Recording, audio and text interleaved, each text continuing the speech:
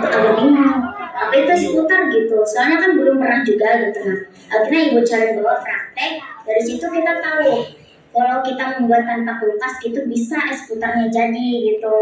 Susahnya tuh ya kalau ngaduknya itu biasanya ibu mereka laki-laki ya, apalagi kalau mereka ngaduknya sambil kayak DJ gitu. Jadi kadang-kadang bingung juga sama kelakuan teman kita.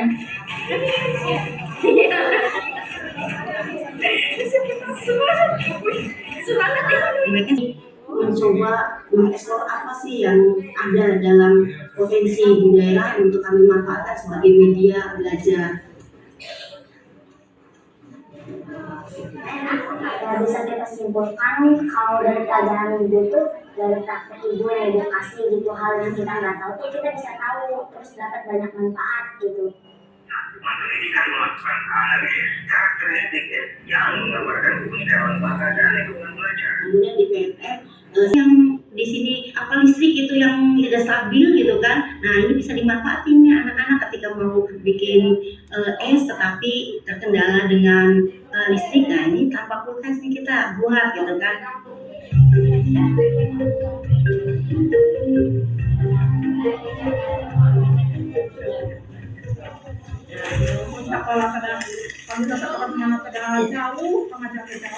Kebanyakan kan yang sekolah kesetaraan yang udah bekerja gitu ya.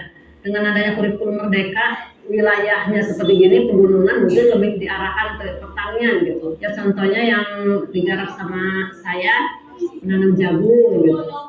Di sini kan Bapak Ibu perannya ada yang sebagai petani, ada yang sebagai pedagang dan lain sebagainya. Jadi kan kesetaraan ini kan beradanya di masyarakat. PKBM ini bisa hidup ya salah satunya dengan cara bergotong royong dengan masyarakat, dengan peserta didik untuk sama-sama membangun satuan pendidikan. Kami bekerja sama dengan pemerintah desa. Pemerintah desa Amrawati ini memiliki lahan kurang lebih 1,5 hektar yang kemudian dipergunakan untuk aktivitas kegiatan belajar warga belajar PKBM Duta Muda, salah satunya di pertanian terpadu tadi. Cita-cita jadi guru dulu, pengennya sekolah tinggi dan tinggi, terus ingin menjadi seorang guru. Cuma karena terbentur biaya dan keadaan saya yang disabilitas udah usia tua masih bisa. Nah disitulah ambisi ingin sekolah gitu, yang pada akhirnya daftarlah ke PKBM yang di Pagandon. Alhamdulillah pelatihan di olahraga itu nggak siang malam lah gitu kan, masih ada waktu.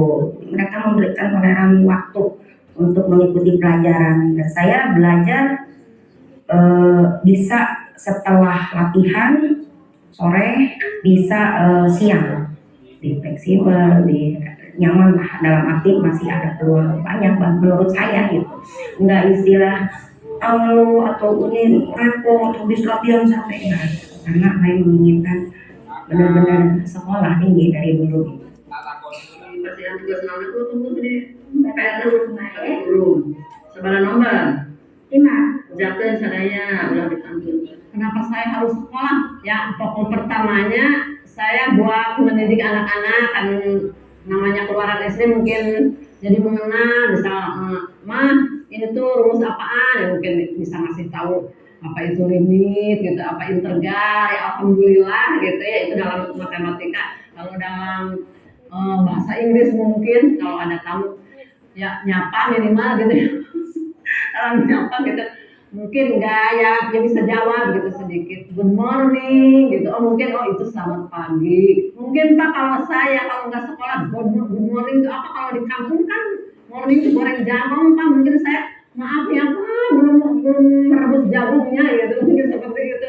Tapi alhamdulillah dengan adanya sekolah ya sedikit gitu mungkin ya bisa, kalau nggak bisa mengucapkannya juga.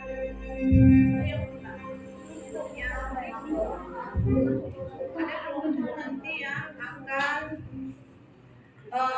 pakai laptop ibu.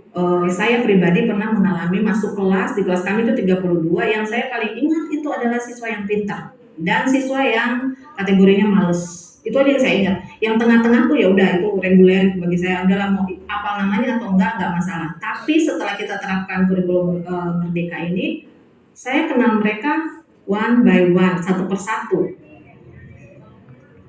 Jadi kadang-kadang kita sebagai guru, saya menyadari itu dulu saya tuh sering punya banyak cat untuk anak.